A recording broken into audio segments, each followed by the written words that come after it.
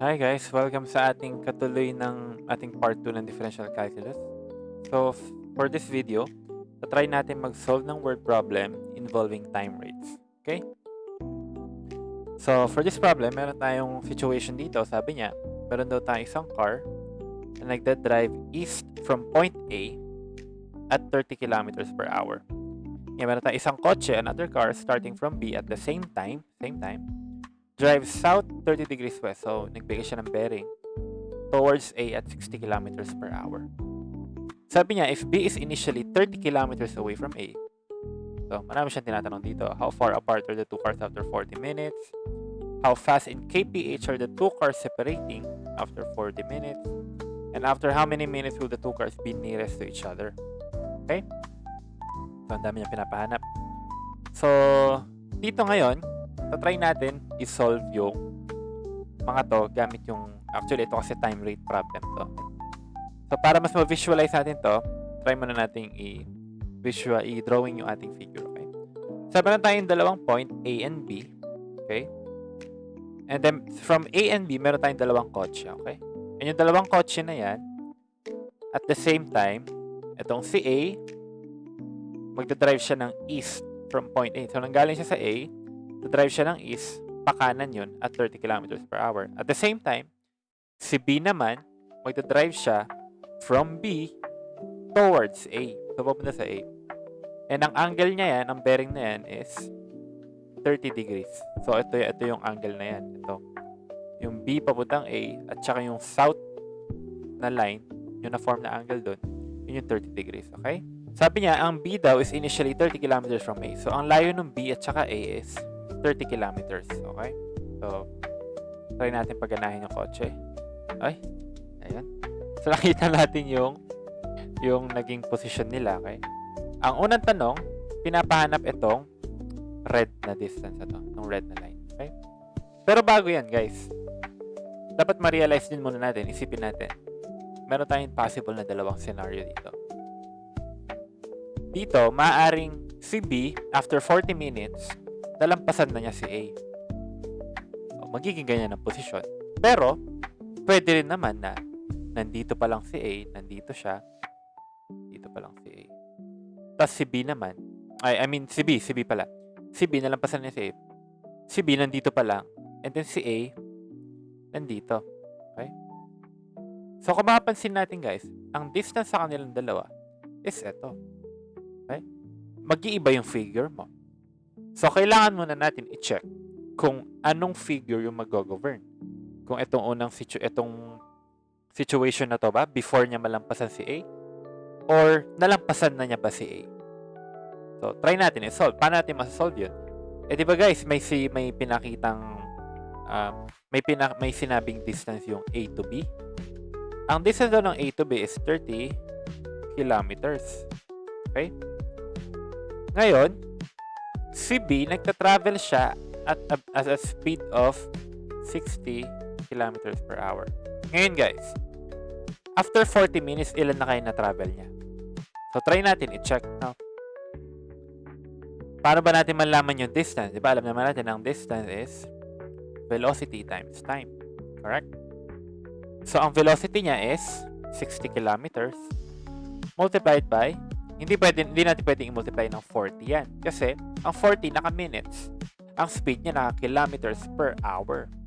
So, kailangan natin i-represent tong minutes into hours. So, paano yun gagawin natin? So, 40 minutes over 60 hours. Okay? Para ma-represent natin siya in terms of hours. Okay? So kung mapansin natin, si B, nakapag-travel siya ng 40 kilometers. Okay? So, from B to this point, ang na-travel na niya is 40 kilometers. So, therefore, mako-conclude natin na nalampasan na niya si A after 40 minutes. So, etong figure natin ang tama. Okay? I hope na-gets yun. So, proceed tayo ngayon.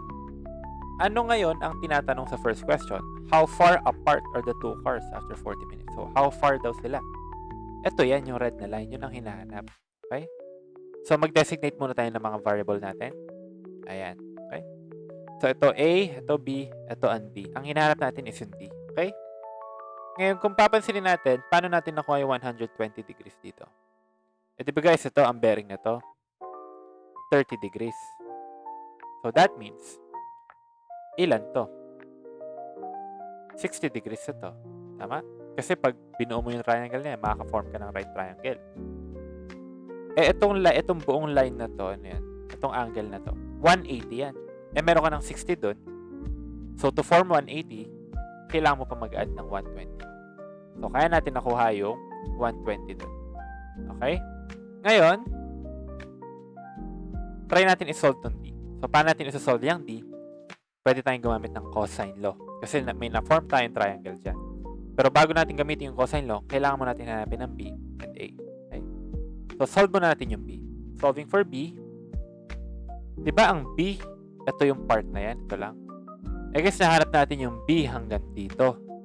That's 40, di ba? 40 kilometers. Minus natin tong A hanggang B, 30 kilometers. Ang matitira sa atin, itong B na maliit. Tama? So, yan ay 10 kilometers. Okay? What about tong A? So, ang A natin is, kung mapapansin natin, di ba? Sabi niya, nag-travel siya ng 40 minutes. Sino ba tong kotse na to? Yan si A. Ang bilis niya ay 30 kilometers per hour. So, 30 kilometers per hour, velocity, times the sa time, which is 40 over 60 again. Okay? Yan ay equal sa, palitan lang natin ito ng 30. 20 kilometers. Okay? Okay? So, meron na tayong triangle dyan. Pwede na natin gamitin yung cosine law. So, alam natin na ang D niyan, to find D, yan ay equal sa B squared plus A squared minus 2 times AB, tama? Multiplied by yung angle between them, yung cosine ng angle between them, which is 120. Okay? And square root natin yung buong yan. Okay? Okay, medyo nanginginig ako. So, ang totoong distance nila, ayan, 26.46. So, 26.46 kilometers. Okay? So, ayan na ang ating answer for letter A. Okay? Now, paano naman ang letter B? Okay? Ngayon guys, kung mapansinin natin, sinatanong niya, how fast in kph are the two cars separating after 40 minutes? So, ang tanong lang niya dyan guys, gaano daw sila kabilis mag-separate? Okay? So, ano yun? Anong time rate yan? Yan yung time rate ng distance nila. Kung babasahin natin mabuti, gaano sila kabilis mag-separate? Ano ba yung nagsiseparate sa kanila? Itong distance na to. Ano yung time rate ng D na to? So, that means, guys, i-differentiate natin itong D with respect to time. Okay? Pero, hindi natin pwedeng gamitin ang mga values natin dito na 10, 20. Okay? Kasi, for 40 minutes lang yan eh. Kailangan natin lang i-represent in terms of time. Okay? So, yan ay magiging D. So, yan ay D. Is equal to square root of 60 kilometers per hour multiplied by time. And ang 60t, guys, ito yan. From B hanggang dun. Okay? Yun ang 60t. Okay? Minus natin yung 30 kilometers. Okay? Squared. Okay? Yan yung part na yun. Plus, ito namang A. Ano ang A naman? Yan yung na-travel ni A. Kasi A, nagka-travel siya ng 30 kilometers per hour. So, ang na-travel niya is 30 multiplied yung time na lumipas squared. Tama? Minus 2, itong dalawa, 30t, 60t, minus 30 squared. Okay? Cosine 120. Tama? Right? Ano papansin nyo dito? Nakaka-stress i-differentiate niya respect to time. Kung mapansin nyo, bakit? Tignan nyo to, ang tagal nito, ang sobrang tagal nito gawin. Buti na lang, ang pinapahanap sa atin, D, dd, okay? Nagkataon lang na pareho ng variable. Ito, different, nire-represent ito, derivative. Ito yung variable na function natin. Okay? Over dt, okay? Hindi natin alam kung ano yung magiging differential yung derivative na itong buong to, tama? Ngayon, huwag na natin i-derivative yan. Meron naman tayong calculator, tama? So, i-check na lang natin yan. Gawin na lang natin yan sa calculator. So, ito ang calculator mo. Yan, di ba? Kaya naman nating i-differentiate lahat yan kasi lahat naman yan naka-time, tama? Wala tayong magiging problema dyan kasi lahat ng variable dyan, time, and ang dinidifferentiate natin is time. Nagdi-differentiate tayo with respect to time. So, okay lang yan. Wala tayong magiging problema dyan. Okay. Ang x natin dyan, nagpapadifferentiate siya, pinahanap natin yan at 40 minutes, okay? Eh, again, ang 40, hindi natin pwedeng substitute dyan kasi nga, ang tawag doon? Naka-minutes yan. Eh, ang mga velocity natin, naka-hours, in terms of kilometers per hour. So, kailangan natin i-convert yung 40 into hours again. 40 over 60 yan. Okay? So, ito ang sagot natin. 73.70. Okay? So, nagsiseparate sila at a rate of 73.7 kilometers per hour. Okay? Ano ibig sabihin na to, guys? Ang ibig sabihin na to, at 40 minutes, ganito kabilis sila maghiwalay yung dalawang kotse. Okay? Ngayon guys, kung mapansin nyo yan, okay lang medyo madali yung problem kasi nagkataon na lahat ng equation natin dito, in terms of, lahat ng ano natin dito, term, naka-represent naman in terms of time. So, pwede natin siyang i-recta sa calcu. Ngayon, meron tayo isa pang pwede pang gawin dyan, no? Kung sakaling ayaw mo gumamit nun, pero actually yun yung pinakamadaling way eh. Pwede try natin ulit gamitin yung concept. Kasi ito ako personally, ito yung pinaka gusto kong ginagamit. Kasi ito, pwede mo siyang gamitin sa lahat eh. Kasi ito kasi parang pinaka nanay nilang lahat. Dito nagmula eh. Ito yung general concept natin. So, as long as hindi ka lumalabag dun sa principle, sa general concept natin, tama yung makukuha mo sagot. So, try natin gawin to, no? Ang y prime mo dyan, yun yung dd over dt. And ang f of x mo dyan, yun yung d. Ang delta x mo, yung change in time natin. Ngayon, dapat nga, ulit, sabi natin, di ba? Ang change in time natin, dapat, change in delta x natin, dapat approaching sa 0. So, mag-represent lang ulit tayo, no? Sabi natin ito, yan ang A, ito B. I-store ulit natin yung value na yan. And then, ang delta x natin, sabihin natin, yan yung delta t, di ba? Yan ay 0.0001.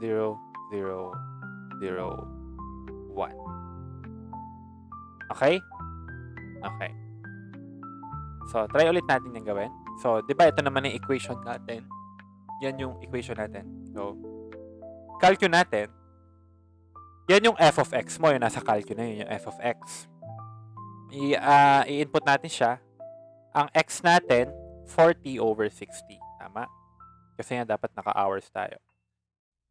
So, yan ang distance nila. Tama? So, store natin sa A. Okay?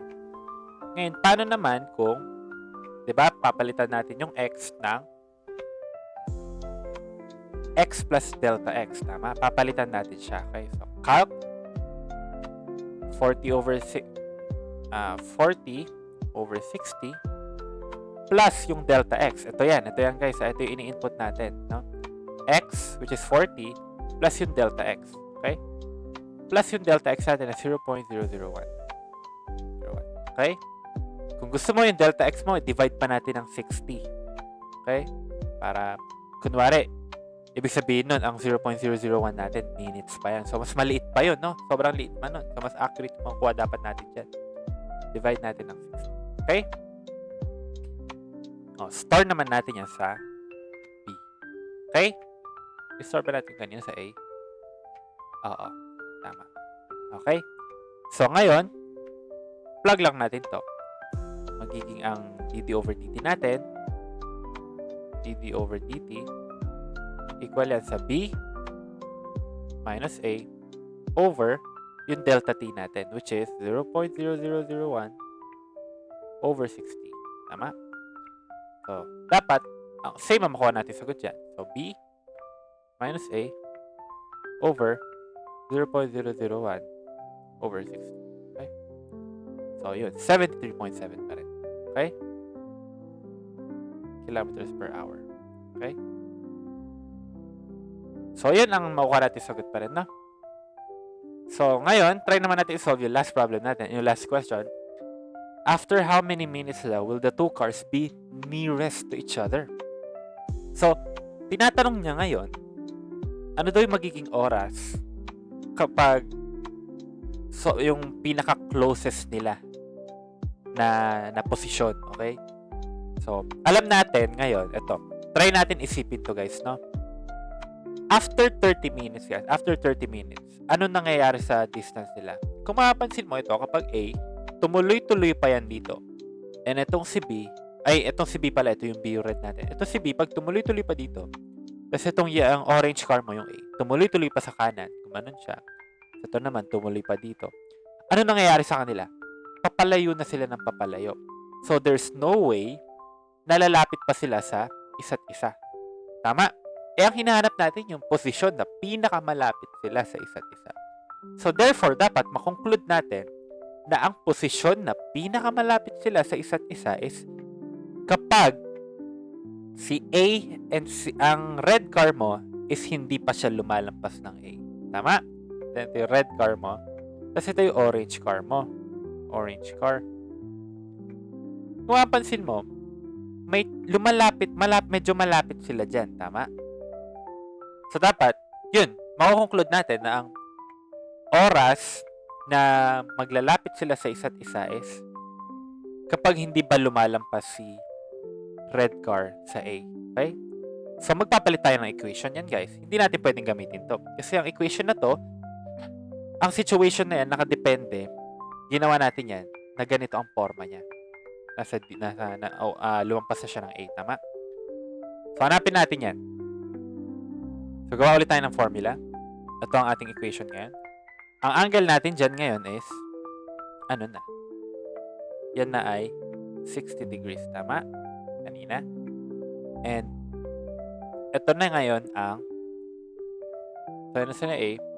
Ito naman si B. Si B mo, ito, hanggang dito lang. Okay?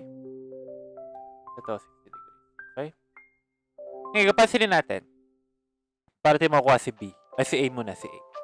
Si A, alam natin si A, siya ay, ganun pa rin naman, yung distance natin, yung velocity ni car orange, multiply sa time, tama?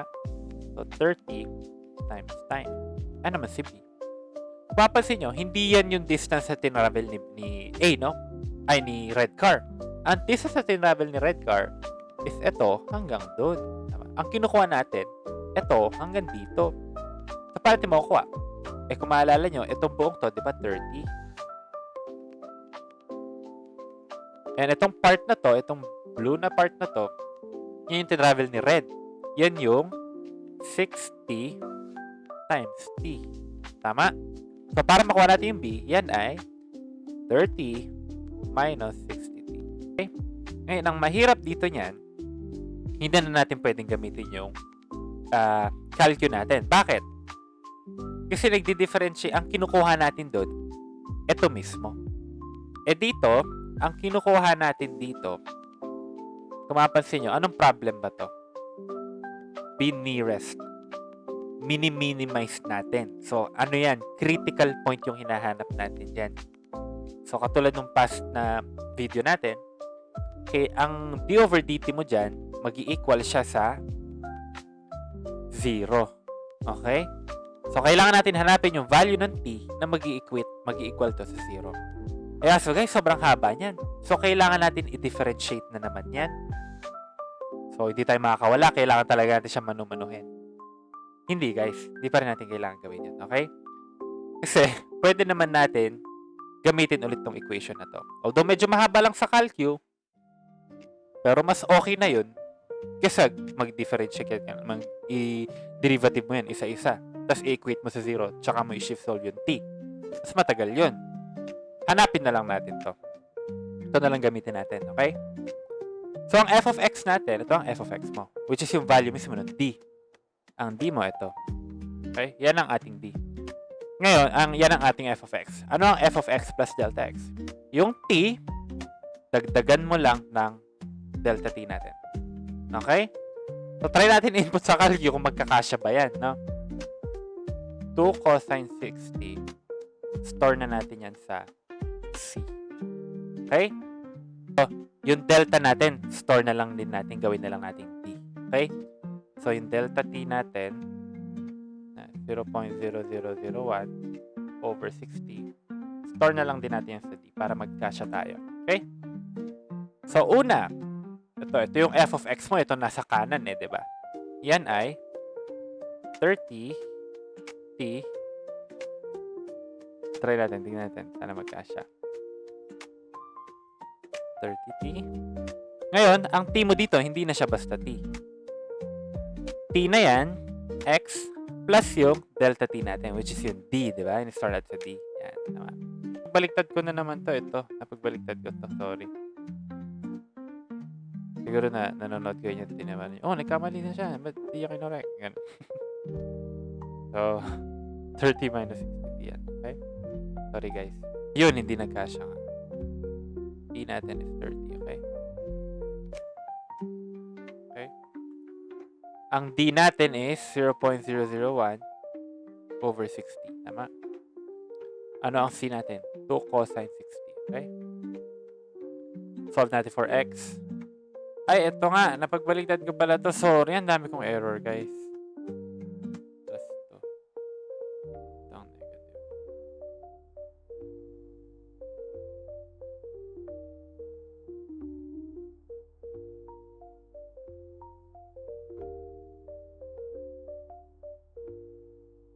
Sorry. Solve natin. Ulit. So, ang T mo is naka-Rs yan na. 0.357.